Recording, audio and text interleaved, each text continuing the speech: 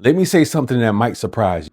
You see, some of the biggest mistakes of my life weren't moral failures. They weren't bad decisions. They weren't even sin that everyone could see. They were identity mistakes. You see, I wasn't wrong about God.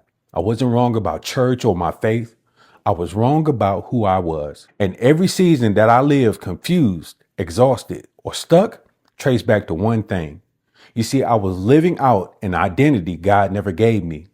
So today in this video, I want to share with you 3 times that I was wrong about my identity and which each one of them cost me and taught me. So if you ever felt unsure, insecure, overworked, or spiritually tired, this video is for you. Now, the reason why this matters is because we talk a lot about behavior in church, like fix this, stop that, do better, try harder. But scripture doesn't start with behavior. It starts with identity.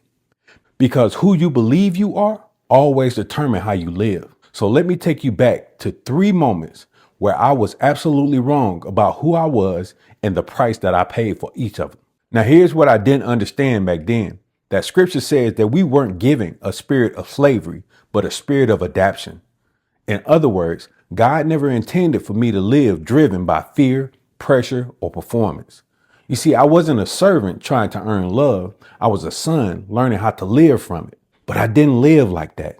So lesson number 1, I thought my identity was what I did. Now, for a long time, I believed this lie. I am what I produce.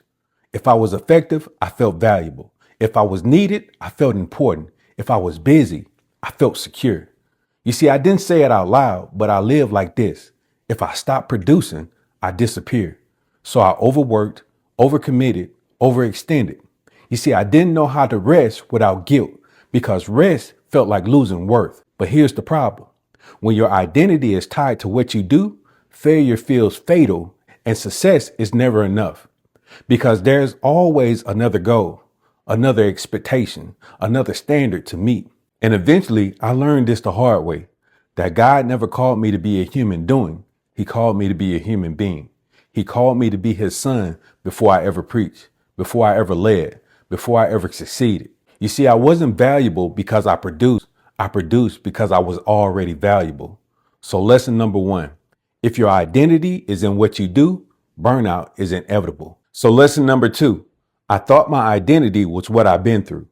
Now this one is subtle, but dangerous. You see, I started defining myself by my past, where I came from, what I survived, what hurt me, what almost broke me. Now listen, your story matters. Your pain matters. Your testimony matters.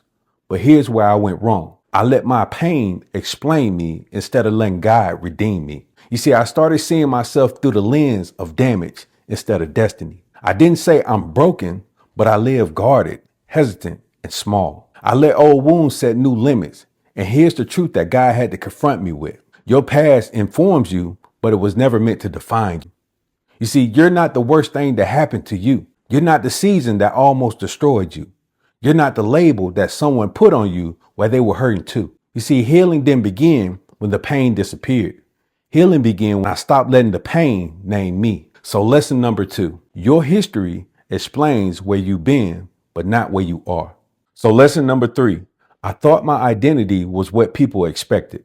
Now this one might be the hardest. See, I lived for approval, not applause, approval. I wanted people to be okay with me, to need me, to affirm me. So I became what people expected.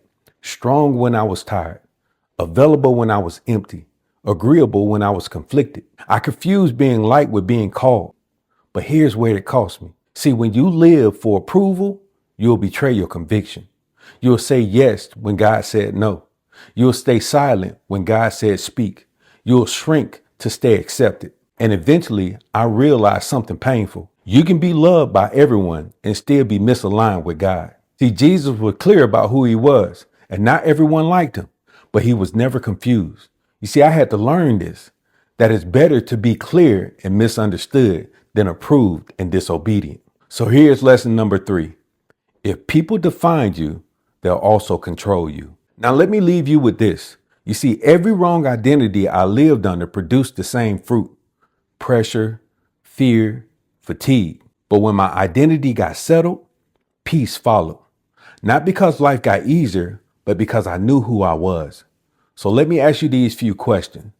Who told you who you are? What voice have you been believing? And is it aligned with what God actually said about you? Because when identity is clear, your decisions get simpler. Pressure lifts off you and purpose sharpens you. Now, if this spoke to you, I want to encourage you. Don't just watch it.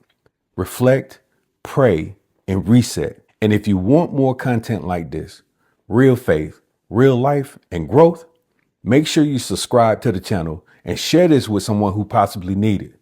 Because identity isn't just a belief, it's your foundation. Y'all stay blessed.